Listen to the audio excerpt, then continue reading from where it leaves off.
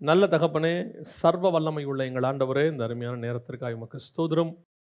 கிருபையுள்ள கரத்தில் எங்களை தாழ்த்துகிறோம். காலையிலிருந்து இம்மட்டும் உடைய கிருபை, இரக்கம், தயவு எங்களோடு கூட இருப்பதற்காக நன்றி ஆண்டவரே. கர்த்தர் எங்களோடு கூட பேசுவீராக, இடைபடுவீராக. இன்னும் உடைய வசனத்தினால் உண்டாகிற சுத்திகரிப்பை எங்களுக்கு கட்டளையிடுவீராக. நீர் வரும்பொழுது உம்மை சந்திக்கிற கூட்டத்தில் நாங்கள் காணப்பட கர்த்தர் கிருபை தருவீராக. உடைய வசனம் எங்களை புடமிடுவதாக. ஆண்டவரே, உடைய வசனம் எங்களை மறுரூபமாக்குவதாக. உடைய வசனத்தினால் உண்டாகிறதான ஆசீர்வாதம் வருவதாக. ஆண்டவரே, நீர் மாத்திரம் மகிமைப்படுங்க. நீங்கள் பேசுங்கப்பா. உடைய வார்த்தைகளை நீங்கள் அனுப்புங்க. ஆவியானவர் சபைகளுக்கு சொல்லுகிறதை காதுள்ளவன் கேட்க கடவன் என்று வாசிக்கிறோமே. எங்கள் சபையில் இப்பொழுது நீர் பேச வேண்டுமாய் நாங்கள் ஜெபிக்கிறோம். எங்கள் ஆண்டவர் இயேசு கிறிஸ்துவின் நாமத்தில் ஒப்பு கொடுத்து ஜெபிக்கிறோம் எங்கள் ஜீவனுள்ள நல்ல பிதாவே. அல்லேலூயா. ரோமர்கள் நிருபம் 11ஆம் அதிகாரம் 17வது வசனம். சில கிளைகள் முறித்து போடப்பட்டிருக்க காட்டு ஒலிவ மரமாகிய நீ அவைகள் இருந்த இடத்தில் ஒட்ட வைக்கப்பட்டு ஒலிவ மரத்தின் வேருக்கும் சாரத்துக்கும் உடன் பங்காளியாய் இருந்தாயானால். இது எதை குறித்து இங்கே பவுல் எழுதுகிறார் என்று சொன்னால் மிக தெளிவாக இருக்கிறது. இஸ்ரவேல் ஜனங்கள் இருந்த இடத்தில் கர்த்தர் நம்மை கொண்டு வந்து வைத்திருக்கிறார். அவர்களுக்கு பதிலாக கொண்டு வந்து வைத்திருக்கிறார். அதாவது நாம் அதற்கு சுதந்திரவாளிகள் அல்ல. நாம் அதற்கான ஒரு என்ன சொல்கிறது, பூர்வீகமான ஆட்கள் அல்ல. நாம் இன்ஸ்டெட் ஆஃப் அப்படின்னு இங்கிலீஷில் சொல்லுவாங்க, அதற்கு பதிலாக அப்படின்னு சொல்லுவாங்க. அந்த மாதிரி கொண்டு வரப்பட்டோம் அப்படிங்கிறார். இன்னும் கூட ஒரு தெளிவாக நீங்கள் வாசிச்சு கொள்ளுங்க. ரோமர்கள் நிருபம் 9ஆம் அதிகாரம் 4வது வசனத்தை வாசிங்க. அவர்கள் இஸ்ரவேலரே, புத்திர சுவிகாரமும் மகிமையும் உடன்படிக்கைகளும் நியாயப்பிரமாணமும் தேவ ஆராதனையும் வாக்கு தத்தங்களும் அவர்களுடையது. இது முழுக்க முழுக்க இஸ்ரவேலருக்குடையது. எது இப்போ நம்ம ஆராய்ச்சிட்டு இருக்க ஆராதனை, இப்போ நம்ம பார்க்குற இது எல்லாமே ஒரு காலத்தில் அவர்கள் வசம் இருந்தது. அவர்கள் தான் அதற்கு உடன் பங்காளிகளாக இருந்தார்கள். அவர்கள் அதை பெற்றுக்கொண்டார்கள். அதை அவர்கள் தியாகத்தோடு கூட பெற்றுக்கொண்டார்கள். அதாவது ஆபிரகாம், ஈசாக்கு, யாக்கோபு என்பவர்கள் தேவனுக்கு எவ்வளவு உண்மை உள்ளவர்களாக இருந்தார்கள்னு சொல்லி பார்க்குறோம். எபிரேயர் 11ல் அதை அவர்கள் எப்படி நம்மக்கிட்ட வாங்கி கொடுத்தாங்கன்றதுக்கான அந்த விசுவாச போராட்டத்தை, அந்த விசுவாச வீரர்களை குறித்து நீங்கள் அங்கே படிக்க முடியும்.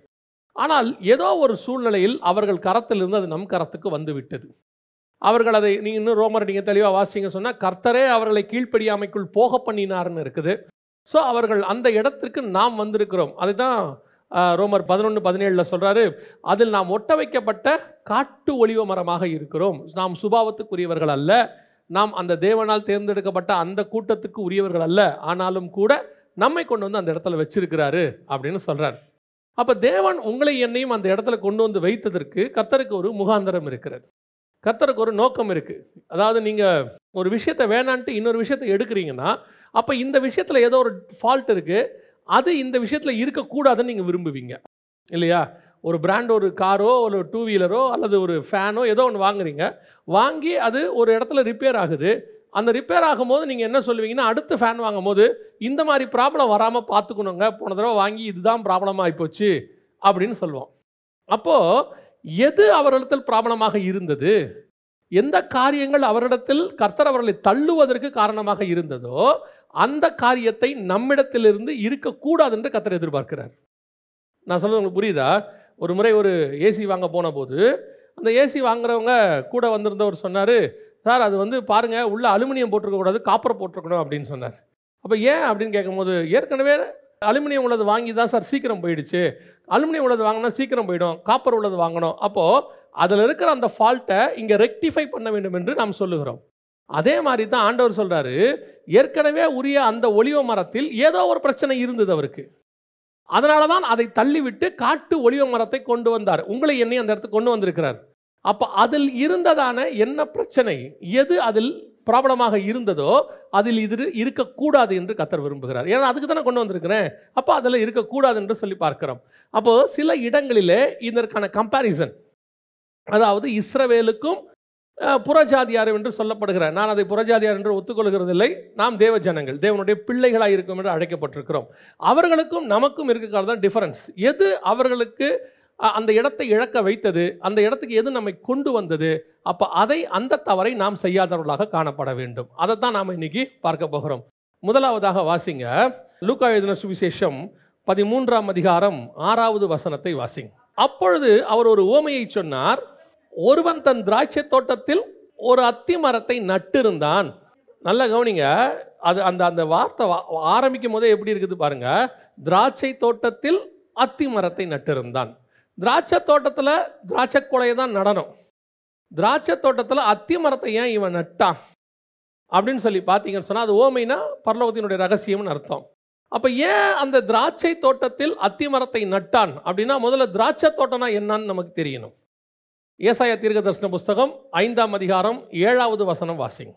சேனைகளின் கர்த்தருடைய திராட்சை தோட்டம் இஸ்ரவேலின் வம்சமே. அப்போ சேனைகளின் கர்த்தருடைய திராட்சை தோட்டம் என்பது என்ன? இஸ்ரவேலின் வம்சம். இப்போ அந்த இடத்தில் கொண்டு வந்து இவர் அத்தி மரத்தை நடுகிறார். அத்தி மரத்தை நட்டு அதனிடத்துல கனிகளை எதிர்பார்க்கிறார். அதான் தேவன் எதிர்பார்க்கிறதான மிக முக்கியமான காரியம். ஆனால் ஏன் இந்த அத்தி மரத்தை நட்டு கனிகளை எதிர்பார்த்தார் என்று சொன்னால், 2வது வசனம் ஏசாயா 5:2, நல்ல திராட்சை பழங்களை தரும் என்று காத்திருந்தார். அதான் இஸ்ரவேல் ஜனங்கிட்ட கர்த்தர் எக்ஸ்பெக்ட் பண்ணது. நல்ல திராட்சை பழங்களை தரும் என்று காத்திருந்தார். நல்ல திராட்சை பழம்னா என்ன, எதை குறிக்கிறது? நல்ல கனிகள் என்பது எதை குறிக்கிறது? அதே அதிகாரம் 7ஆம் வசனம் வாசிங்க. நல்ல கனி என்பது என்ன? அவர் நியாயத்திற்கு காத்திருந்தார். கசப்பான கனி என்ன? கொடுமை. அடுத்து நல்ல கனி என்பது நீதி, முறைப்பாடு என்பது கசப்பான கனி. அந்த 5:2 சொல்றாரு, அவர் நல்ல கனிக்கு காத்திருந்தார், அதுவோ கசப்பான கனிகளை கொடுத்தது. நல்ல கனி என்பது என்ன? நீதியும் நியாயமும். கசப்பான கனி என்ன? கொடுமை, முறைப்பாடு. அப்ப இந்த திராட்சை தோட்டத்துக்கிட்ட இஸ்ரவேல் ஜனங்கிட்ட கர்த்தர் எதிர்பார்த்த மிக முக்கியமான விஷயம் என்னன்னா, நீதி நியாயம்.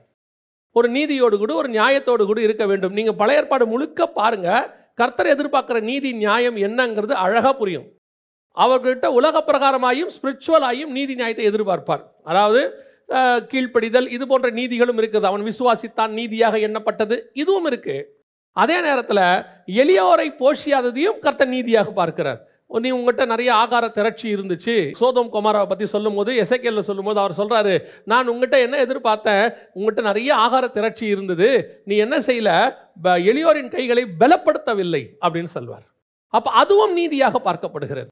அப்ப கர்த்தர் இஸ்ரவேல் ஜனங்கிட்ட சில நீதி நியாயங்களை எதிர்பார்த்து காத்திருந்த போது, அவர்களோ கசப்பான கனிகளை கொடுத்தார்கள். எதிர்பார்த்ததை செய்யல, கொடுமை, முறைப்பாடு.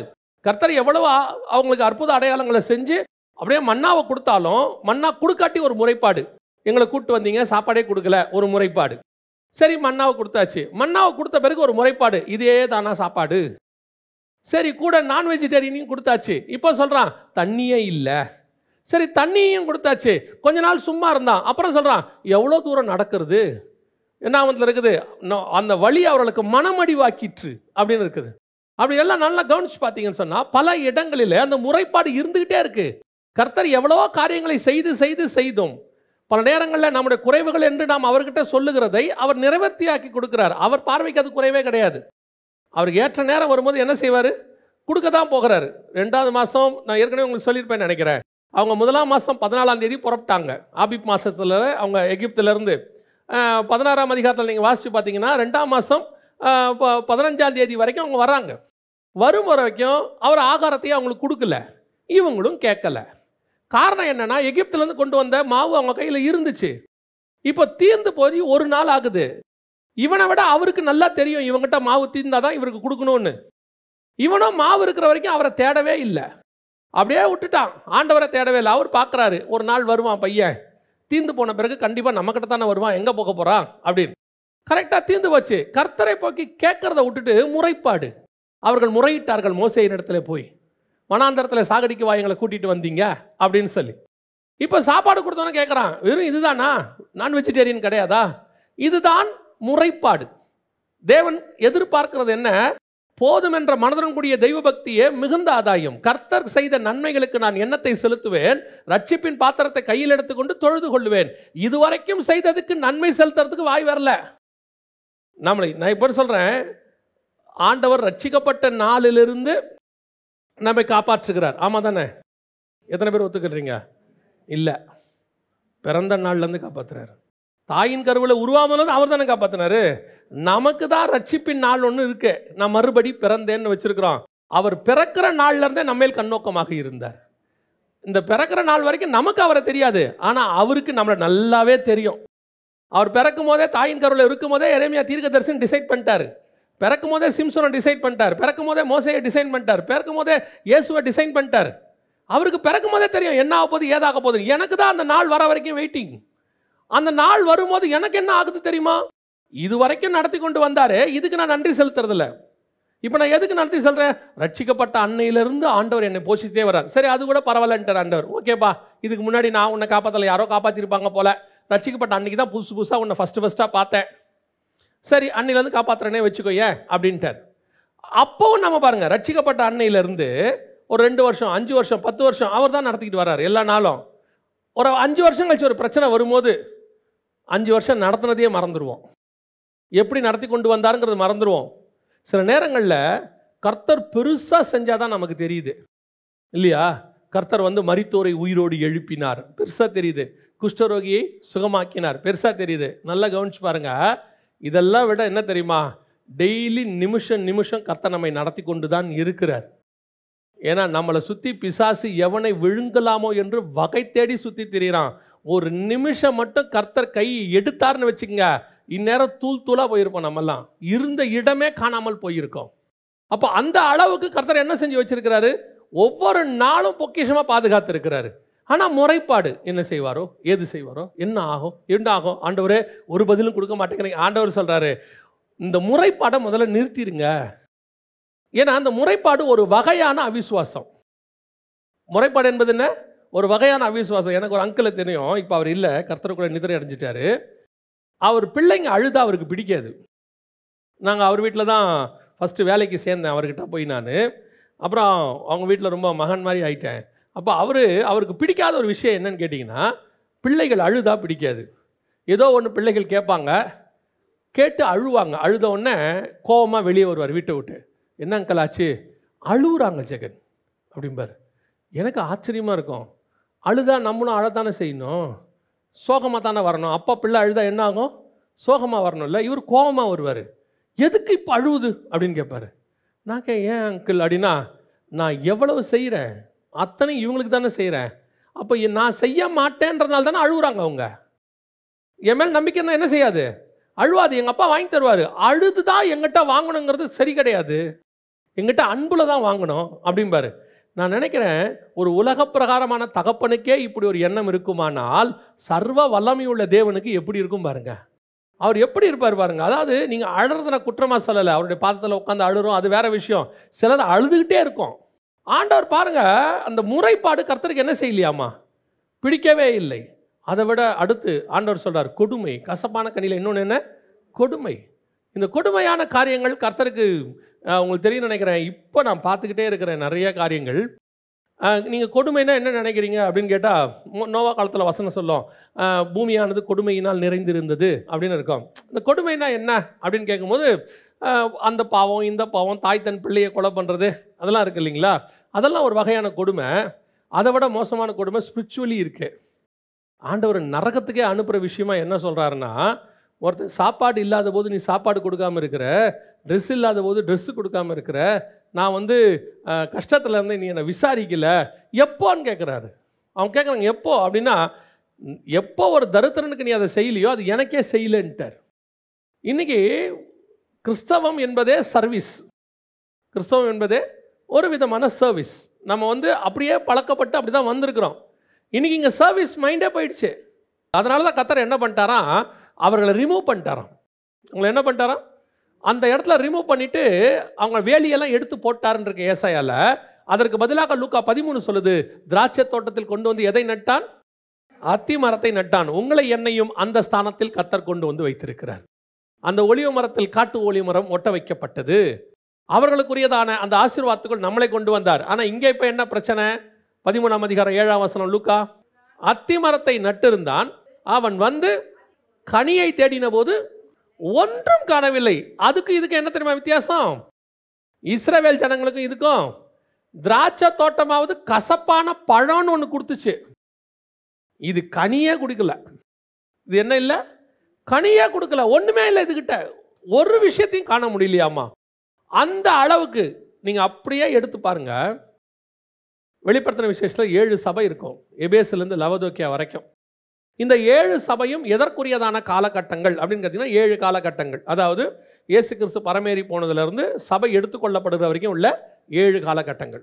இந்த 7 காலகட்டங்களில் 5 சபை, நல்லா தெரிஞ்சுங்க, 5 சபை குறை உள்ளது, 2 சபை குறையே இல்லாதது. அதில் ஒரே ஒரு சபை மட்டும் ஒரு நன்மையும் இல்லாதது. மிச்ச எல்லா சபைகிட்டையும் நன்மை இருக்கும். 6 சபைக்கிட்ட நன்மை இருக்கும், 5 சபைக்கிட்ட குறை இருக்கும், 2 சபைக்கிட்ட குறையே இருக்காது. ஆனால் ஒரே ஒரு சபைக்கிட்ட மட்டும் எந்த நன்மையும் இருக்காது. எந்த சபைன்னு பார்த்தீங்கன்னா லவோதிக்கேயா சபைக்கிட்ட.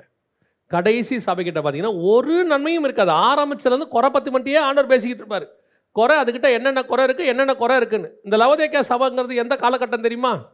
கடைசி சபை, கடைசி காலகட்டம். சபை எடுத்துக்கொள்ளப்பட போகிற போது பூமியில் இருக்கக்கூடிய சபைகளுடைய காலகட்டம் தான் லவோதிக்கேயா குறிக்குது. அப்போ இந்த காலகட்டத்தில் இருக்கிற சபைகளே அது குறிக்குது. ஒரு நன்மையும் இல்லாத சபை.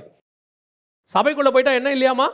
ஒரு நன்மையும் இல்லையாமா. கர்த்தர் லவோதிக்கேயா பார்த்து சொல்றாரு, உங்ககிட்ட அந்த குறை உண்டு, நீ ஐஸ்வர்ய, நீ தரித்திரனாய் இருந்தும் நிர்வாணியாய் இருந்தும் உனக்கு நீ அறியாது இருக்கிறாய், என்னிடத்துல வஸ்திரத்தை வாங்கிக் கொள்ளு, களிம்பு வாங்கிக் கொள்ளு, என்னென்னமோ ஆண்டவர் சொல்றாரு. ஆனால் அவங்ககிட்ட ஒரு நன்மை இருக்குன்னு ஒன்று கூட சொல்லலை. சிமர்னா சபை கிட்ட சொல்லும் போது ஒரு தீமையும் இல்லை. பிலதெல்பியா கிட்ட ஒரு தீமையும் இல்லை. எபேசு கிட்ட நன்மையும் இருக்கு, தீமையும் இருக்கு. பெர்கமு கிட்ட நன்மையும் இருக்கு, தீமையும் இருக்கு. தியத்தாரா கிட்ட நன்மையும் இருக்கு, தீமையும் இருக்கு. ஆனால் லவோதிக்கேயா கிட்ட ஒரு நன்மையும் இல்லை. அவர் வந்து தேடின போது ஒரு கனியும் காணப்படவில்லை. இன்னைக்கு சபையினுடைய நிலைமை அதான். ஆனா சபை எங்க இருக்குது? ஆவியானவருடைய உபதேசத்துக்கு உள்ள இருக்கு. ஆவியானவர் சபைகளுக்கு சொல்லுகிறதை காதுள்ளவன் கேட்க கடவன். இப்ப அத்திமரம் எங்க இருக்கு? திராட்சை தோட்டத்துக்கு உள்ள இருக்கு. எங்க இருக்கு? பிரமாணத்துக்கு உள்ள இருக்கு. எங்க இருக்கு? தேவனுடைய வாக்கு தத்தத்துக்கு உள்ள இருக்கு. ஆனால் எங்கே கனி? எங்கே கனி? கர்த்தர் தேடுகிற கனி எங்கே? வந்து பார்க்கிறார். எருசலேமுக்குள்ள நுழையும் போது அத்திமரத்துக்கிட்ட ஆண்டவர் அது அப்படியே தேடி பார்க்கிறார். தேடி பார்த்தா ஒரு கனியும் காணப்படவில்லை. ஒன்று கூட இல்லையா. உடனே சுயநீதி வெளிப்படுது நிறைய பேருக்கு. அதுதான் கனி கொடுக்கிற காலம் இல்லைங்களே. எப்படி கனி கொடுக்கும்? கனி கொடுக்க முடியாத காலத்தில் கனி கொடுக்க முடியுமா முடியாதா? என்ன நினைக்கிறீங்க நீங்க? முடியாது இல்லையா? கரெக்ட் தானே? முடியாது தானே? ஆதியாகமத்தின் புஸ்தகம் 6ஆம் அதிகாரத்தை வாசித்து பாருங்கள். பூமியானது கொடுமையினால் நிறைந்திருந்தது, சீர்கேடாக இருந்தது. மாம்சமான யாவரும் தங்கள் வழிகளை கெடுத்துக் கொண்டிருந்தார்கள். அப்படித்தானே இருக்குது? மாம்சமான யாவரும் 100%, 100%, 100% கனி கொடுக்க முடியாத காலம். ஆனால் வசனம் சொல்லுது 6ஆம் அதிகாரத்தில் 9வது வசனம், நோவாவின் வம்ச வரலாறு. நோவா தன் காலத்தில் இருந்தவங்களாம் எப்படி இருந்தாங்க? தங்கள் வழிகளை கெடுத்து கொண்டவர்கள். 100% இருந்தவர்களுக்குள்ளே நீதிமானும் உத்தமனுமாய் தேவனோடு கூட. ஏன் கனி கொடுக்க முடியாத காலத்தில் கனி கொடுக்க முடியாது? இப்போ பழி என்ன? ஊர் மேல பழி, உலகத்தின் மேல பழி, டிவி மேல பழி, இன்டர்நெட் மேல பழி. அது சரியில்லை, இது சரியில்லை. நல்லா தெரிஞ்சுக்கொள்ளுங்க, கர்த்தருக்கு சித்தமானவன் எங்கே செய்வான் அவருடைய சித்தத்தை? பாபிலோனிலும் அவருடைய சித்தத்தை செய்வான். நீங்க பாபிலோனுக்குள்ள உட்கார வச்சாலும் தீட்டானதை சாப்பிட மாட்டேன்னு ஒருத்தன் உட்கார்ந்துருப்பான். பாபிலோனுக்குள்ள உட்கார வச்சாலும் இந்த சிலையை வணங்க மாட்டேன்னு ஒரு 3 பேர் உட்கார்ந்துருப்பான். அவனால முடியும். கர்த்தர் ஒரு மனுஷனை நியமிச்சிட்டாரு, அபிஷேகிச்சிட்டாருன்னா எப்பேற்பட்டதான சீர்கெட்ட பூமிக்குள்ள அவங்க ஒருத்தன் மாத்திரம் உண்மை உள்ளவனாய் காணப்பட முடியும். அதுதான் கனி கொடுக்க முடியாத காலத்தில் கனி கொடுக்கிற அனுபவம். நாசரேத்துக்குள்ள இயேசுவால இருக்க முடிஞ்சுச்சா? இல்லையா? முடிஞ்சு தானே? நாசரேத்திலிருந்து நன்மை தோன்றுமோன்னு ஒருத்தன் கேட்கிறான். நன்மை இல்லடா, உலகத்தையே மீட்கிற மீட்பு தோன்றும். நன்மை கிடையாது, உலகத்தையே மீட்கிற மீட்பை தோன்ற முடியும். ஏன் உங்களுடைய சுத்தி இருக்கிற சர்க்கம்ஸ்டன்ஸ், என்வாயர்மெண்ட், நான் இருந்த சூழ்நிலை எல்லாம் என்ன சூழ்நிலை இருந்திய? எல்லாருமே அப்படிப்பட்ட ஒரு சூழ்நிலையில தான் வந்திருக்கோம். இங்க யாருமே நல்ல சூழ்நிலையிலிருந்துலாம் வரல. அடுத்து சோதோமில் இருக்கிற அக்கிரமத்தை ஆண்டவர் என்ன செய்தாராம்? அது உண்மையா என்று பார்க்கும்படி கர்த்தர் இறங்கினாராம். உண்மையா என்று விசாரிக்கும்படி வந்து பார்த்தா சோதோம் மொத்தம் கெட்டு போய் கிடக்கு. மொத்த சோதம் எப்படி இருக்கு? கெட்டு போய் கிடக்கு. அதுல காப்பாத்துறதுக்குன்னு ஒருத்தம் கூட இல்லையாமா. ஒரே ஒரு நீதிமான் இருக்கிறான். எப்படிங்க சாத்தியம் இது? ஒரே ஒரு நீதிமான். டோட்டல் சோதமையும் அழிக்க போகிறாங்க. அவன் தூதன் கேட்கிறான் இவனை பார்த்து, உனக்கு யாராவது இருக்கிறாங்களா? இங்க உனக்கு தேவையானவங்க யாராவது இருக்கிறாங்களாப்பா? ஏன்? எங்களுக்கு தெரிஞ்சு யாரும் இல்லைப்பா, அத்தனை பேரும் மோசமானவன் தான். ஆனால் அதுக்கு நடுவில் வசனம் சொல்லுது, நீதிமானாகிய லோத்துவின் நாட்களிலே. சோதோம் கொமோரா இருக்கிறதுலே டோட்டல் ஒஸ்ட் பிளேஸ். நாளைக்கு காலையில் கர்த்தர் அழிக்க போறார். இன்னைக்கு நைட்டு வரைக்கும் அது ஒஸ்ட் பிளேஸ் தான். ஆனால் இன்னைக்கு நைட்டு வரைக்கும் அவன் நீதிமானாக இருக்கிறான். எவ்வளோ பெரிய விஷயம் பாருங்க. நியாய தீர்ப்பு தொடங்கிறதுக்கு முந்தின நிமிஷம் வரைக்கும் அவன் என்னவாக இருக்கிறான்? நீதிமானாக இருக்கிறான். பழிய தூக்கி யார் மேலே போடக்கூடாது. ஒரு நாளும் தன்னுடைய பாவத்தை ஒத்துக்கொள்ளுகிற சுபாவமே நம்மகிட்ட இருக்காது. யார் மேலேயாவது பழி, ஏன்பா பாவம் செஞ்ச, நான் செய்யலிங்க, அதான் காரணம், அவங்களால தான் செஞ்சேன், இவங்களால தான் செஞ்சேன், அதால தான் விழுந்த, அவங்களால தான் இப்படியான, யாராலையும் கிடையாது. யாரும் உங்களை வீழ்த்தவும் முடியாது, நீங்கள் விழுந்தால் ஒழிய. ஏன்னா உங்களுக்குள் இருக்கிற தேவன் அப்படிப்பட்டவர். தேவன் வல்லமை உள்ள தேவன். அதுதான் இங்கே ஆண்டவர் எதிர்பார்க்கிறார். கனி கொடுக்க முடியாத காலத்தில் கனி கொடுக்கிற ஒருத்தனை கர்த்தர் எதிர்பார்க்கிறார். ஆண்டவர் அந்த ஆட்களாக, அந்த அத்தி உள்ள மரமாக உங்களையும் என்னையும் கர்த்தர் எதிர்பார்க்கிறார். ஆனால் இந்த அத்தி மரம் எப்படி இருக்குதாமா? கனியே இல்லையாமா, ஒரு கனி கூட இல்லையாமா. இப்போ எப்படி இருக்கும் பாருங்களேன் அவருக்கு. அது பரவாயில்லைங்க, ஏதோ ஒரு பழத்தையாவது கொடுத்துச்சு, இது ஒன்றுத்துக்கும் வேஸ்ட்டு. சில நேரத்தில் ஊரில் சொல்லுவாங்க, ஒரு பழமொழி சொல்லுவாங்க, உங்கள் பையனில் எந்த பையன் நல்ல பையன் அப்படின்னா, இந்த குடிசைக்கு தீ வச்சுக்கிட்டு இருக்கிறான் பாருங்க, அவன் தான் இருக்கிறதுலே நல்ல பையன்பாங்க.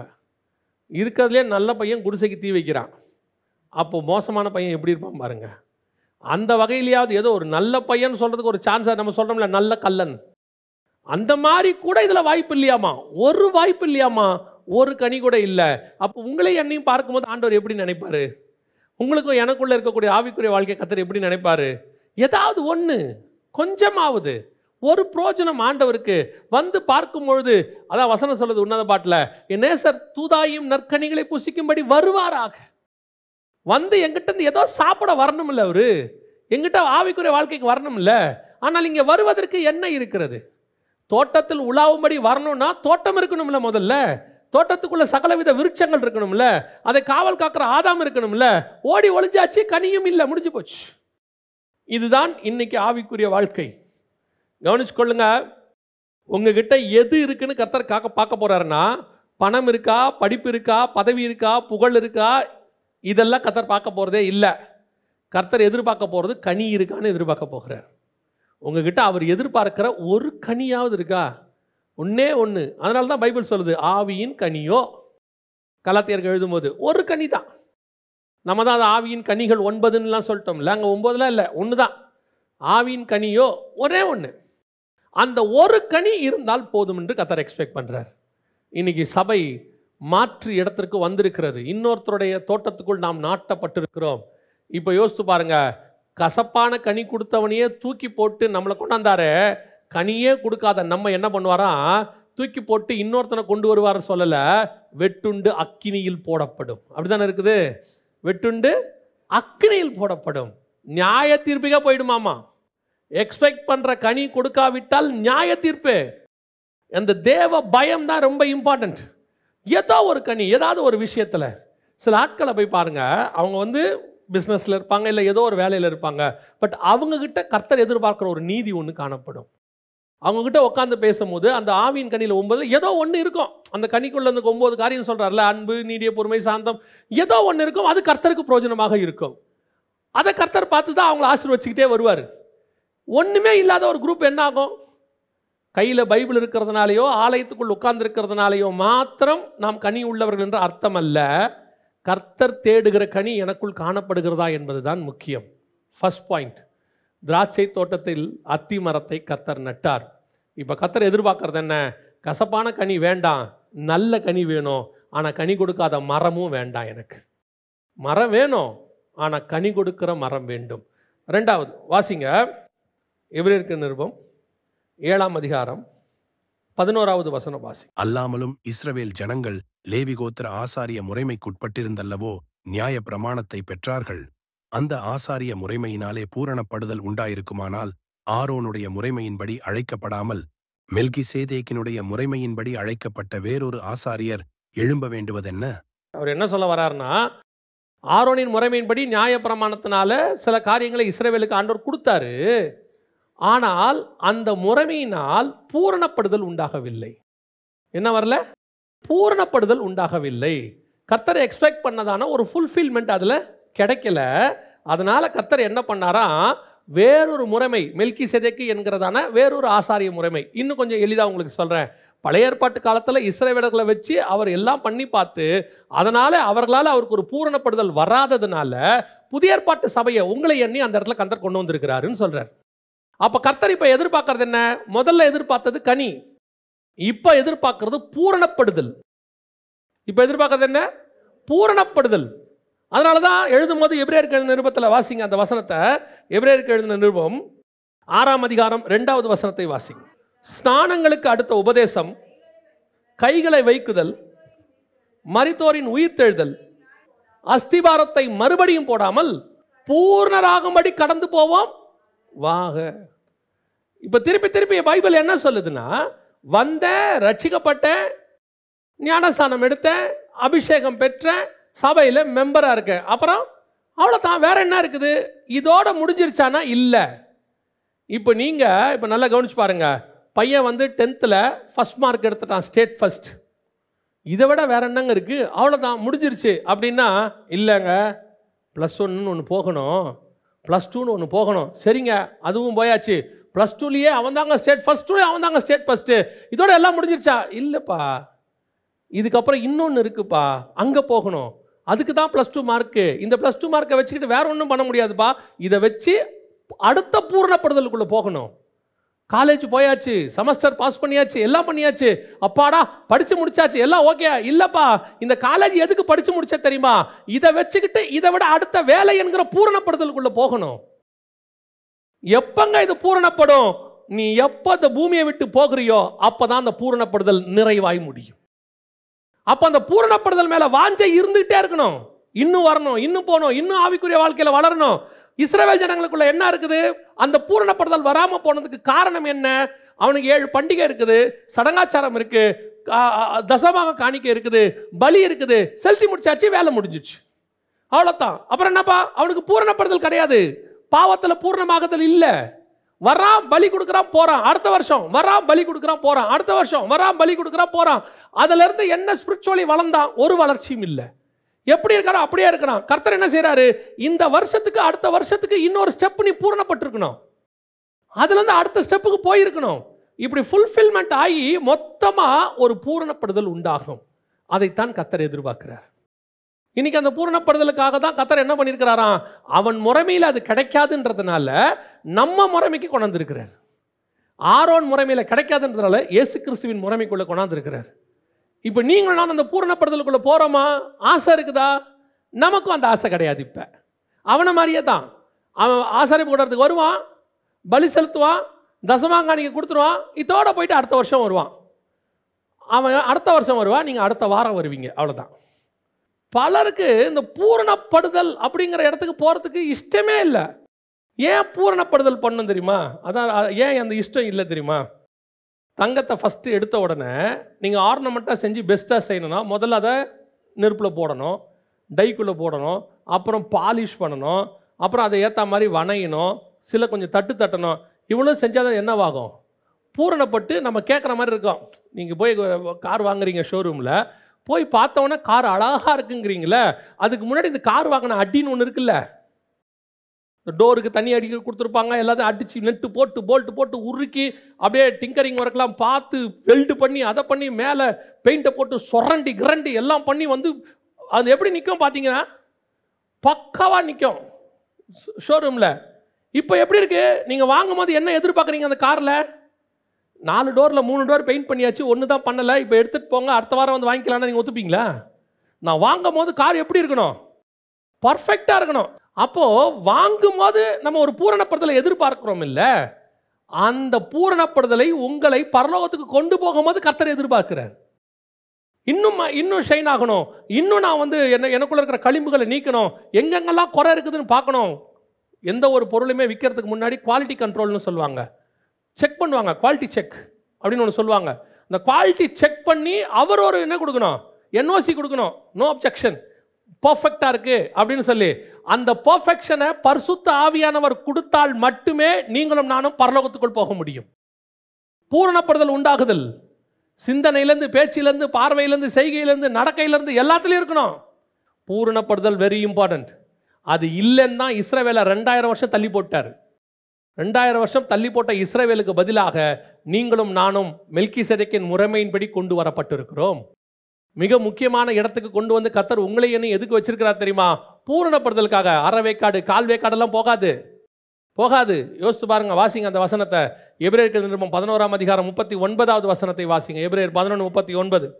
இவர்கள் எல்லாரும், யார் எல்லாரும்? 3வது வசனத்தில் ஆபேல் ஆரம்பிக்குது. 32வது வசனத்தில் பின்னும் என்ன சொல்லுவேன், சிம்சோன், எப்தா, பாராக், தாவீது, சாமுவேல் என்பவர்களை குறித்தும் தீர்க்கதரிசிகளை குறித்தும் விவரம் சொல்ல வேண்டுமானால் காலம் போதாது. ஆபேல் ஆரம்பிச்சு பழைய ஏற்பாட்டை தீர்க்கதரிசி மல்கியா வரைக்கும் எல்லாரையும் கொண்டாந்தாச்சு. கொண்டு வந்துட்டு சொல்றாரு 39ல், இவர்கள் எல்லாரும் விசுவாசத்தினாலே நற்சாட்சி பெற்றிருந்தும் வாக்குத்தத்தம் பண்ணப்பட்டதை ஏன்பா அடையல? ஏன் அவங்க அடையல? அங்க ஆபிரகாம் இருக்காரு, அதுல ஈசாக்கு இருக்காரு, யாக்கோபு இருக்காரு, மோசே இருக்கிறாரு, தாவீது இருக்கிறாரு, அத்தனை பேரும் அதுல இருக்காங்க. இவர்கள் எல்லாரும் விசுவாசத்தினாலே நற்சாட்சி பெற்றும், விசுவாசத்தினாலே நற்சாட்சி பெற்றும், அதாவது இவங்கெல்லாம் திட்டு வாங்கினவங்க கிடையாது, இவங்கெல்லாம் சாட்சி வாங்கினவங்க. என் பிரியமான புருஷனாகிய தானியேலே, நீதிமானாகிய ஆபிரகாம், தீர்க்கதரிசி ஆகிய ஆபிரகாம், பூமியில் சாந்த குணம் உள்ள மோசே, இருதயத்துக்கு ஏற்ற தாவீது, கர்த்தருடைய சத்தத்தை கேட்ட சாமுவேல், அத்தனை பேரும் சாட்சி வாங்கினவன். இவர்கள் எல்லாரும் விசுவாசத்தினாலே நற்சாட்சி பெற்றும் வாக்குத்தத்தம் பண்ணப்பட்டதை அடையாமல் போனார்கள். ஏன் தெரியுமா? அவர்கள் நம்மை அல்லாமல் பூரணராகாதபடிக்கு. அப்ப பூரணமாகுதல் உங்க கையிலையும் என் கையிலையும் தான் கொடுக்கப்பட்டிருக்கிறது. அப்ப நீங்கள் நானும் பூரணமாகாம எப்படி போவோம் அந்த இடத்துக்கு? அதை பத்தி நான் கவலையாவது இருக்குதா? சில அப்பாக்களுக்கு அந்த பூரணப்படுதல் 100 எடுத்தாதான் என்னது, அப்படியே ஒரு நம்ம பரலோக தகப்பன் அப்படித்தான். ஏன் தெரியுமா? அவர் அப்படி, அவர் தான் அப்படின்னு பார்த்தா இந்த பவுலும் அப்படி. நம்ம சொல்ல முடியாதுல்ல, யாரும் அப்படி இருக்க முடியாதுன்னு. அந்த பையன் நான் இருந்துட்டேன்ட்டு போயிட்டான். எது கேட்டாலும் இப்போ திருப்பி நம்மள என்ன சொல்றாரு? பவுல் இருந்தாமில்ல, எலியா நம்மை போல பாடுள்ள மனுஷன் நான் இருந்தும் இல்ல, ஆபிரகாம் நம்மை போலத்தானே, அத்தனை மேகம் போல திரளான சாட்சியை கொண்டு வந்து நிறுத்திவிட்டு 12ஆம் அதிகாரத்தில் எழுதி வேற கொடுத்துறாரு, இத்தனை மேகம் போல திரளான சாட்சிகள் நம்மை சூழ்ந்திருக்க. அப்படித்தானே இருக்கு. அதுக்கு என்ன அர்த்தம் தெரியுமா? டே உன்னால முடியாதுன்னு சொல்லாத, இத்தனை பய செஞ்சிருக்காங்கிறாரு. நம்ம சொல்லுவோம்ல, யாராலுங்க இதெல்லாம் முடியும்? அதெல்லாம் பைபிள். ஆண்டவர் சொல்லிட்டாரு, இவ்வளவு பேர் எழுதி கொடுத்துருக்கேன் பாரு, இவ்வளவு பேரும் நற்சாட்சி பெற்றிருந்தும் வாக்குத்தத்தம் பண்ணப்பட்டதை பெறல, நீ பூரணப்பட்டதான் தம்பி, அது உனக்கு கிடைக்கும்ட்டு போயிட்டாரு. நீங்க முடியாது, ஆவாது, நடக்காது, வாய்ப்பு இல்லை, அப்படிலாம் சான்ஸே இல்லைன்னா சொல்ல முடியாது. சொன்னீங்கன்னா எபிரேயர் 11ஆம் அதிகாரத்தை சொல்லிட்டு சொல்லுவாரு, இத்தனை போல மிக போல திரளான சாட்சிகள் நம்மை சூழ்ந்திருக்க. அப்ப கர்த்தர் எக்ஸ்பெக்ட் பண்றது என்ன? பூரணப்படுதல், ஃபுல்ஃபில்மெண்ட். பழைய ஏற்பாட்டு பரிசுத்தவான்கள் விசுவாசத்துல நீதிமானாக இருந்தானா ஆபிரகாம், அவன் பூரணப்படலையா. அப்ப நம்ம விசுவாசம் எப்படி இருக்கணும் பாருங்க, நம்ம விசுவாசம் எப்படிப்பட்டதாக காணப்படணும் பாருங்க. மோசே முகமுகமாய் தரிசித்தானாமா, சாந்த குணம் உள்ளவனாமா, அவன் பூரணப்படலையாமா, நீங்கள் நானும் பூரணப்படுத்தணுமா. அப்ப நம்ம சாந்த குணம் எப்படி இருக்கும் இல்லையா? தாவீது என் சித்தப்படியெல்லாம் செய்வான். தாவீது எப்படி செய்வானா? அவருடைய சித்தத்தை எல்லாம் செய்வானாமா, அவன் பூரணப்படலையாமா. அப்ப நம்ம எப்படி சித்தம் செய்யணும்? இப்போ நாம் என்ன நினச்சிட்டு இருக்கிறோம்? எப்படி இருந்தாலும் பரலோகத்துக்கு போயிடுவோம். அப்போ பைபிள் என்ன சொல்லுது? பூரணப்படுதல் இல்லாமல் போக முடியாதுன்னு சொல்லுது. பல நேரங்களில் நாம் பைபிளை அண்டர் எஸ்டிமேட் பண்ணிகிட்டு இருக்கிறோம், பரலோகத்தை அண்டர் எஸ்டிமேட் பண்ணுறோம். ஈஸியாக போயிடலாம். அதுக்கு என்ன சொல்லிட்டாங்கன்னா, புறஜாதியாக இருக்குன்னு சொல்லி வச்சுட்டான். பாவம், அவங்களுக்கு தெரியல, தான தர்மம் பண்ணால் பரலோகத்துக்கு போயிடலாம், தாய் தகப்பனுக்கு வந்து எதாவது செஞ்சால் பரலோகத்துக்கு போயிடலாம், அதை பண்ணால் போயிடலாம், இதை பண்ணலாம். கிரியையினாலே பரலோகத்துக்கு போகிறது ஒன்று இருக்குல்ல, அதே மாதிரி இங்கேயும் சொல்லி வச்சுட்டாங்க. தசமாங்க கொடுத்தா போயிடலாம், மிஷினரிக்கு கொடுத்தா போயிடலாம், அவங்களுக்கு கொடுத்தா போயிடலாம். இவங்களுக்கெல்லாம் கொடுத்தா உங்களுக்கு பலன் மிகுதியாகி இருக்கும். ஆனால் போனாதான் இருக்கும். போவதற்கு பூரணப்பட்டாதான் போக முடியும். போறவனுக்கு இந்த பலன் இருக்கும். போவீங்களா? இதான் கேள்வி இன்னைக்கு. மிக முக்கியமாக முதலாவதாக அவர்கள் அந்த ஆசாரியத்துவத்தை பூரணப்படுதல் உண்டாகவில்லை என்றுதான் இயேசுவின் ரத்தத்தாலே புதிய பூரணப்படுதலை கொண்டு வந்து கர்த்தர் நம்ம கையில் கொடுத்து வச்சிருக்கிறார். நீங்கள் அந்த இடத்தை அட்டைன் பண்றவங்களா இருக்கிறோமா? சுத்தி பழி போடாதீங்க. அதனால இதனால அவங்களால இவங்களால இதனால தான் வீழ்ந்தேன், இதுதான் எனக்கு யாருக்கு காரணம் இல்லை. நீங்க நினைச்சா. சிம்சோன் எதுக்கு அந்த பக்கமா போனாராம்? செத்து போன சிங்கத்தை பார்க்கும்படி வழி விலகி போனான். சிங்கம் இருக்கா இல்லையான்னு பார்க்க போனாராம்மா. இன்னைக்கு நாம நினைச்சா பாவத்தை ஜெயிக்க முடியும். நினைச்சா என்ன செய்யலாம்? பாவத்தை ஜெயிக்கலாம். தாவீது கிட்ட ஒரு பலவான் இருந்தானாமா. அவன் காலையிலேருந்து நைட் வரைக்கும் சண்டை போட்டானாமா. சண்டை போட்டோன்னா அவனுடைய கத்தி என்ன செஞ்சிருச்சான்? கையோட ஒத்திக்கிச்சான். என்னன்னு கேட்டால், சண்டை போட்டு போட்டு ரத்தம் உறைஞ்சி கையும் ரத்தமும் என்ன ஆயிடுச்சு? ஒன்றாயிருச்சா. அந்த மாதிரி ஃபோன் ஒட்டிக்கிச்சா? ஏன் செல்ஃபோனை சுவிட்ச் ஆஃப் பண்ண முடியாதா? ஏன் செல்ஃபோனை வச்சுட்டு போக முடியாதா? பழியை தூக்கி யார் மேலேயோ போடுறது, எது மேலேயோ போடுறது, கூட இருக்கிறவங்க மேலே போடுறது உங்கள் வீழ்ச்சிக்கு யாரும் காரணம் அல்ல. கர்த்தருக்கு சித்தமானால் நீங்களே உங்களை ஜெயிப்பதற்கு கர்த்தர் அந்த பலனை உங்களுக்குள் கொடுத்திருக்கிறார். ஆவியானவர் அதற்கு போதுமானவராக இருக்கிறார். அல்லேலூயா. கடைசியாக வாசிங்கள், எஸ்தரின் புஸ்தகம் 2ஆம் அதிகாரம் 4வது வசனம் வாசிங்க. அப்பொழுது ராஜாவின் கண்களுக்கு பிரியமான கன்னி வஸ்திக்கு பதிலாக பட்டத்து ஸ்திரீயாக வேண்டும் என்றார்கள். வஸ்திக்கு பதிலாக ஸ்திரீயாக வேண்டும் என்றார்கள். அதோட அர்த்தம் என்னன்னா, இந்த வஸ்தி யாரு? இதுவும் பழைய ஏற்பாட்டில் இஸ்ரவேல் ஜனங்களுக்கு அடையாளமாய் சொல்லப்பட்ட ஒரு உவமையான புஸ்தகம், எஸ்தர் புஸ்தகம். ராஜா என்பது தேவன், அதாவது மணவாளனை குறிக்கிறது. அவருக்கு ஒரு வஸ்தி ராஜஸ்திரீ இருக்கிறாள். அவளுக்கு எல்லா விதத்திலும் அவர் கனம் பண்ணி வச்சிருக்கிறாரு. இப்பொழுது அந்த ராஜஸ்திரீக்கு ஒரு கீழ்ப்படியாமை வருகிறது. அந்த இடத்துல அவன் என்ன சொல்றான்னா, எஸ்தரின் புஸ்தகத்தை நீங்கள் வாசிக்கும் பொழுது 1:12 வாசிங்க பார்ப்போம். பிரதானிகள் மூலமாக ராஜா சொல்லி அனுப்பின கட்டளையை வர மாட்டேன் என்றால், 127 நாட்டுக்கு ராஜாவை பார்த்து சொல்லுது, அதெல்லாம் வர முடியாதுன்னு சொல்லுது. பல நேரங்களில் தேவன் இஸ்ரவேல் ஜனங்களிடத்துல கீழ்ப்படிதலை எதிர்பார்த்தார். கீழ்ப்படிதலை கர்த்தர் எதிர்பார்க்கிறார். இந்த இடத்துல வஸ்தி பண்ணது சரியா தப்பாங்கிறதே இங்க இல்லை. வஸ்திக்கு ஒரு மனம் இல்லையா? ராஜா வந்து கூப்பிட்டா வந்து நிக்கணுமா? எல்லாரும் அதெல்லாம் இல்லை. இங்க விஷயம் என்னன்னா, பிரமாணத்துக்கு கீழ்ப்படிதல் இருக்குதா இல்லையா? ராஜ கட்டளைக்கு கீழ்ப்படிதல் இருக்கா இல்லையா? அதோட அர்த்தம் என்ன? என் சுய விருப்பு வெறுப்புக்கு அப்பாற்பட்டது நான் ராஜாவின் கட்டளைக்கு கீழ்ப்படிய வேண்டும். இங்க கணவன் மனைவியா பார்க்கக்கூடாது, தேவன் சபையா பார்க்கணும். தேவன் சபையா தேவன் ஒன்று சொன்னா எஸ், அவ்வளோதான். வந்து நில்லுனா நிற்கணும், செய்யினா செய்யணும், போனா போகணும். கர்த்தரை பொறுத்த வரைக்கும் அவர் ஒன்று சொல்லி நீங்க எதிர்கேள்வி கேட்டால் அவருக்கு பிடிக்காது. பைபிளில் நான் பார்த்த வரைக்கும், நான் ஏற்கனவே சொல்லியிருப்பேன், ஆண்டவர் பவுலை போய் அபிஷேகம் பண்ண சொல்லி அனனியா கிட்ட சொல்லுவார். நேர்த்தெரு என்கிற தெருவில் சவுல் என்று ஒருவன் இருக்கிறான், நீ போய் அவனை என்ன செய்ய? அபிஷேகம் பண்ணு. உடனே அனனியா ஆண்டவருக்கு அட்வைஸ், ஆண்டவரே அவன் சபைகளை துன்பப்படுத்துகிறவன் அல்லவா? கர்த்தர் அடுத்த வார்த்தை சொல்லுவார், நீ போ, நீ போ. நீ யார் என்கிட்ட பதில் சொல்றதுக்கு? நான் சொல்றத கேட்கறதா நீ இருக்க. அதுதான் ராஜாவுக்கும் மனுஷனுக்கும் உள்ளதான கட்டளை. இன்னைக்கு பல நேரத்தில் கர்த்தர் வான்னு சொன்னா என்ன செய்யறது இல்லை. எல்லாத்துக்கும் நான் சொல்றேன், ஒரு ஊழியத்தின் பாதையில் சொல்றேன். ஊழியத்துக்கு அழைக்கிறாரு, எத்தனை பேர் வானா உடனே வரோம்? 1008 கேள்வி. சரி, ஊழியத்துக்கு வந்தாச்சு, கர்த்தர் ஒன்று செய்ய சொல்றாரு, எத்தனை பேர் போறோம்? போனா போயிடணும். எங்க போய் சொல்றீங்க? அந்த இடம் எப்படிப்பட்டது? அங்கே ஸ்கூல் இருக்கா? பிள்ளைகளுக்கு படிப்பு இருக்கா? அந்த இடத்துல ஹாஸ்பிட்டல் இருக்கா? பக்கத்தில் மார்க்கெட் இருக்கா? ஆண்டவர் சொல்வார், இவனுக்கு பதிலாக வேற ஒருத்தனை கூப்பிடு. உண்மையாதான் கூப்பிட்டா நோ மோர் கொஸ்டின். ஏன்னா உனக்கு அழைப்பு கொடுத்திருக்கிறது பரலோகம், ஹெவன்லி கவர்மெண்ட். ஹெவன்லி கவர்மெண்ட் ஒரு விஷயத்தை சொல்லும் போது எதிர்த்து பேசுவதற்கு இங்க யாருக்கும் அதிகாரம் கிடையாது. இயேசு கிறிஸ்துவே பிதா சொல்றத அப்படியே கேட்டு செய்யறாராம். வசனம் சொல்லுது, பிதா எனக்கு என்ன சொல்லுகிறாரோ அவர் சித்தத்தை செய்வதே என் போஜனமாய் இருக்கிறது. இங்க எவ்வளவு கொஸ்டின் ஆண்டவருக்கு கேட்கறான் உட்காந்துக்கிட்டு. இதை பண்ண, ஏன் இதை பண்ணணும், ஏன் இப்படி செய்யணும்? ஆண்டவருக்கு பிடிக்காத ஒரு வேலை. கர்த்தர் வானா வந்துடணும், செய்யினா செஞ்சிடணும், போனா போயிடணும். நீங்க கொஸ்டின் கேட்டீங்கன்னா அந்த கொஸ்டின் கேட்கறதுக்கு ஒரு வேலை நீங்க கொடுப்பீங்க. அந்த கொஸ்டின் ஒன்று கேட்குறீங்க இல்லையா, அந்த கொஸ்டினுக்கு நீங்க என்ன செய்வீங்க? ஒரு வேலை கொடுப்பீங்க. நீங்கள் சரியா செய்வதற்கு கர்த்தர் எவ்வளவு அபிரதமாய் ஆசீர்வதிக்கிறாரோ, சில நேரங்களிலே நாம் பண்ணக்கூடிய தப்பிதங்களுக்கும் விலை கொடுக்க வேண்டி இருக்கிறது. இப்போ எலியாவை எடுத்துக்கொள்ளுங்க. ஆண்டவர் சொன்னதெல்லாம் செய்கிறாரு, அக்கினி இறக்கியாச்சு. ஆண்டவர் எலியா சொன்ன பேச்சை ஆண்டவர் கேட்கிறார். அதான் பெரிய விஷயம். என் வாக்கின்படி அன்றி பனியும் மழையும் பெய்யாது என்று கர்த்தருக்கு முன்பாக நிற்கிற நான் சொல்லுகிறேன். அப்படின்னா என்ன அர்த்தம்னா, இது கர்த்தர் சொல்லல. இது யார் சொல்லல? கர்த்தர் சொல்லல, எலியா சொல்லிட்டாரு. இப்ப கர்த்தர் பார்க்கிறாரு, எலியா சொல்லிட்டான், நாம அந்த வார்த்தையை என்ன பண்ணணும்? கனப்படுத்தணும். ஓகே, யோசுவா சொல்லிட்டாரு, சூரியன் அங்கே நிற்பதாக, சந்திரன் இங்கே நிற்பதாக. யோசுவா சொல்லிட்டான், நாம செய்யணும். கர்த்தர் என்ன பண்றாரு? கனப்படுத்துறாரு. இப்போ எலியா 19ஆம் அதிகாரத்தில் தப்பா ஓடிட்டார். ஓரேபுக்கு போயிட்டார்.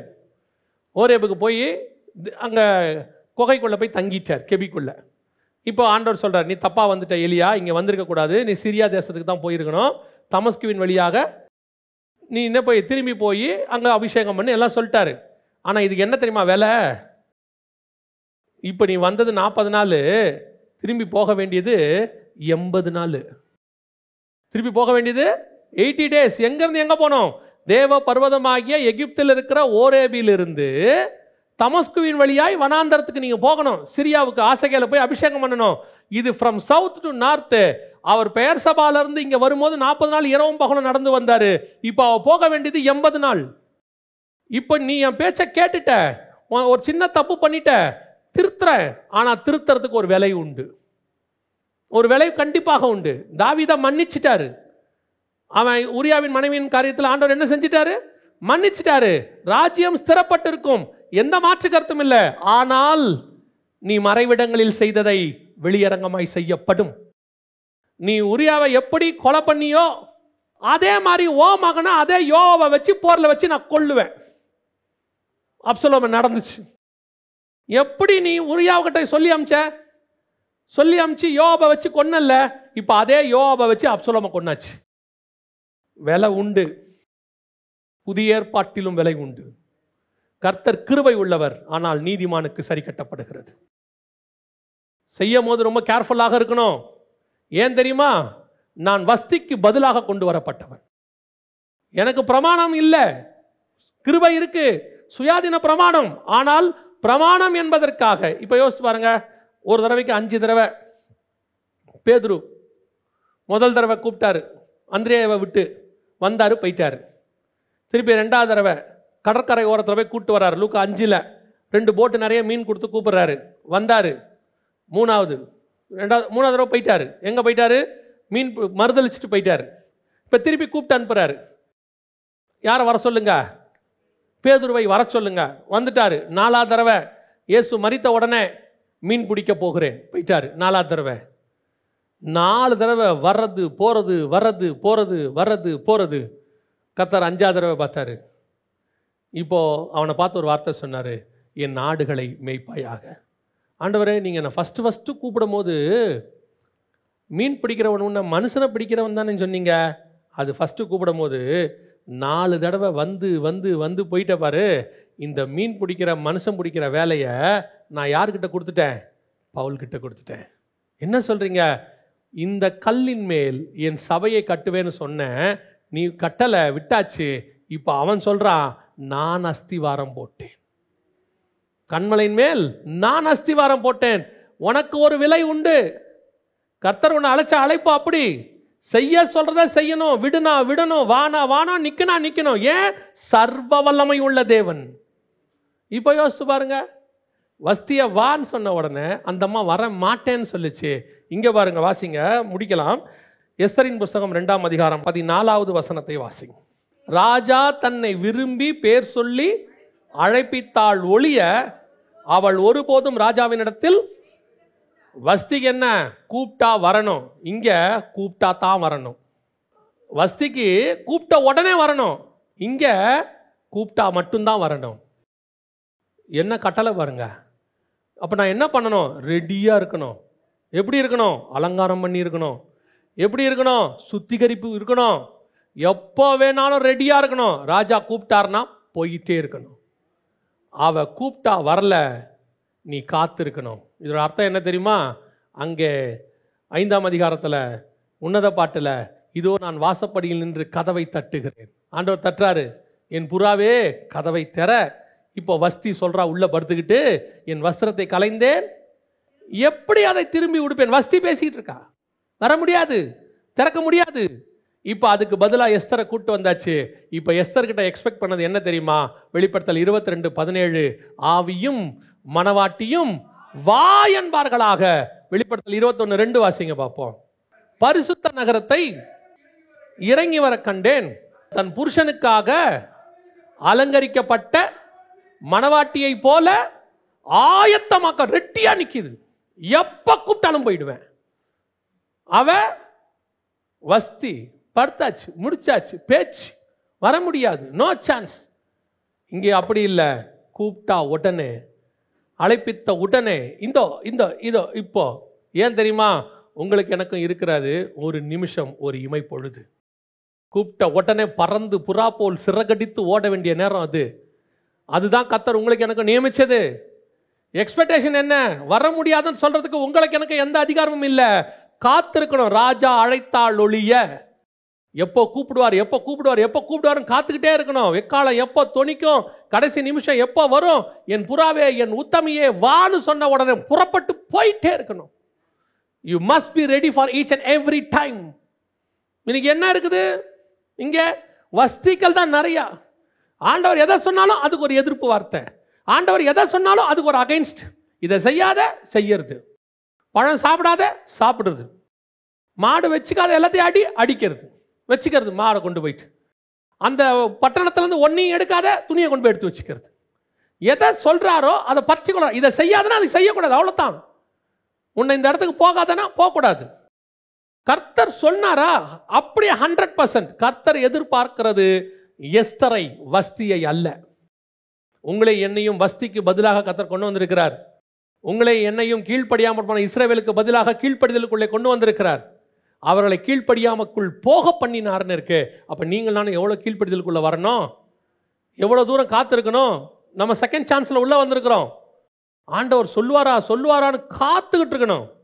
அதான் அழகா சொல்லி கொடுப்பான் ஏலி சாமுவேலுக்கு. சொல்லும் கர்த்தாவே அடியேன் கேட்கிறேன்.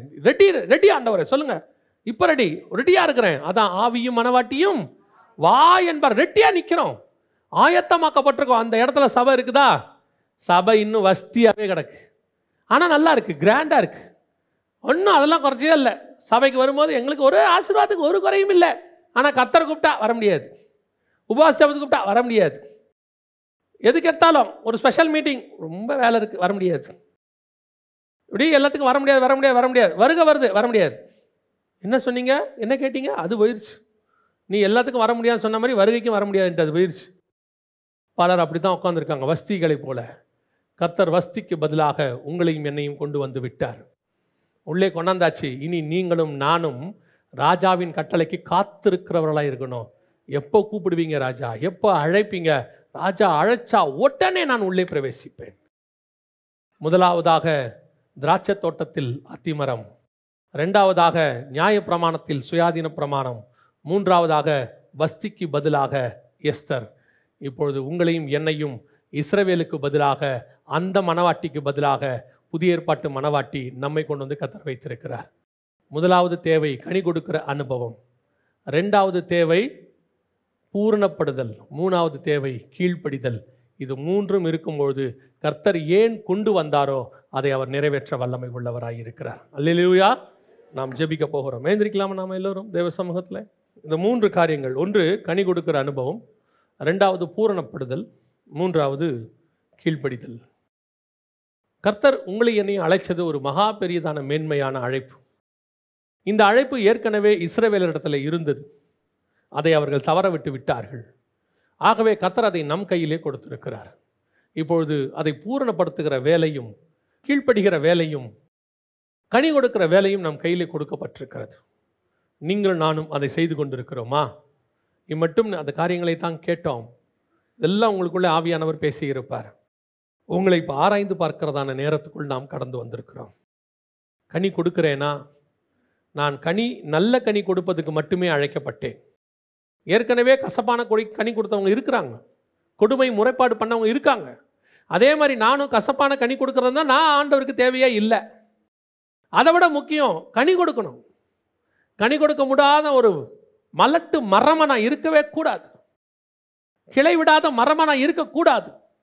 பூ பூக்காத காய் காய்க்காத மரமா நான் இருக்கக்கூடாது. ஏன்னா நேசர் வரும் பொழுதே வாரும் திராட்சை தோட்டத்துக்கு போவோம், வயல்வெளிக்கு போவோம், அங்கே பூ பூத்ததோ கனி வந்ததோ என்று சொல்லி பார்ப்போம் தான் வரப்போறாரு. இரண்டாவது பூரணப்படுதல். அது ஒரு வாஞ்சை, அது ஒரு விருப்பம். நான் இன்னும் ஆகணும், இன்னும் வரணும்.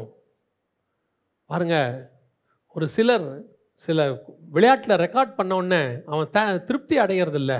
இன்னும் ரெக்கார்ட் பண்ணணும், இன்னும் அடுத்த லெவலுக்கு போகணும். அவனுக்கு ஒரு விருப்பம் இருக்கு. நாம் ஆவிக்குரிய வாழ்க்கையில் அப்படி ஒரு பூரணப்படுதல் மேலே ஒரு விருப்பம் வரணும். நான் பரிசுத்தத்தில் இன்னும் பூரணமாகணும், விசுவாசத்தில் இன்னும் பூரணமாகணும், நித்திய ஜீவனை சுதந்தரிப்பதுக்கு நான் பூரணப்படுதலுக்குள்ளே போகணும். அந்த எண்ணம் வரணும்.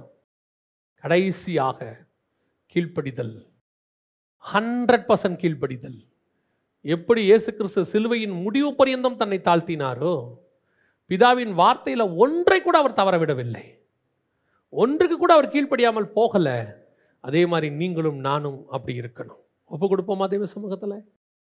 நாம் ஒருத்தருக்கு பதிலாக உள்ளே வந்திருக்கிறோம். திராட்சை செடிக்கு பதிலாக அத்திமரமாக நாம் வந்திருக்கிறோம். நியாயப்பிரமாணத்துக்கு பதிலாக சுயாதீன பிரமாணத்தின் அடையாளமாய் நாம் வந்திருக்கிறோம். வஸ்திக்கு பதிலாக எஸ்தராக நாம் வந்திருக்கிறோம். நாம் அந்த இடத்தில் நிலை நிற்கிறவர்களாய் காணப்பட வேண்டும். இல்லைன்னா நமக்கு பதிலாக கர்த்தர் வேற ஒன்றை கொண்டாந்துருவார். ஒப்பு கொடுப்போமா தேவ சமூகத்தில்? சர்வ வல்லமை உள்ள எங்கள் தகப்பனே, இந்த நாளுக்காக உமக்கு நன்றி. காலையிலிருந்து இம்மட்டுமாய் நீ நடத்தி கொண்டு வந்த பாதைகளுக்காய் ஸ்தோத்திரம். இப்பொழுதும் ஆண்டவரே, நாங்கள் கேட்டபடி பூரணப்படுதலுக்குள்ளே கடந்து போகவும் நித்திய ஜீவனை சுதந்தரிக்கவும் கீழ்ப்படிதலோடு கூட ஆண்டவரே நாங்கள் முடிவு பரியந்தம் இருக்கவும் கர்த்தர் எங்களுக்கு கிருபை பாராட்டுவீராக. எங்கள் வாழ்க்கை கனி கொடுக்கிற வாழ்க்கையை மாற கிருபைதான். எங்கள் ஆண்டவர் இயேசு கிறிஸ்துவின் நாமத்திலே ஒப்பு கொடுத்து ஜெபிக்கிறோம் ஜீவனுள்ள நல்ல பிதாவே.